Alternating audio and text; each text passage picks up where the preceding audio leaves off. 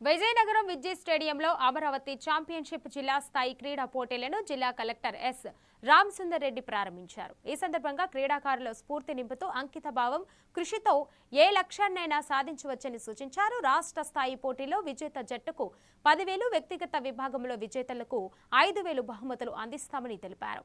వివిధ విభాగాల్లో పోటీలు నిర్వహించగా కోచ్లు, క్రీడా సీనియర్లు, ఉపాధ్యాయులు సన్మానించారు.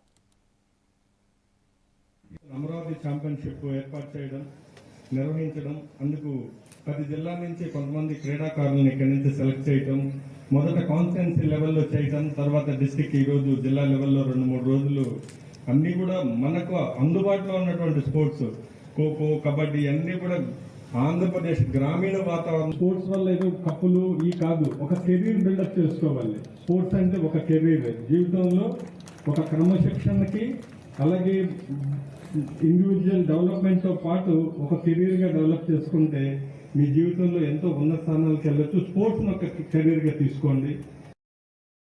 థర్డ్ ఫేజ్ రాష్ట్ర స్థాయి పోటీలు తిరుపతిలో నిర్వహించబోతున్నారు.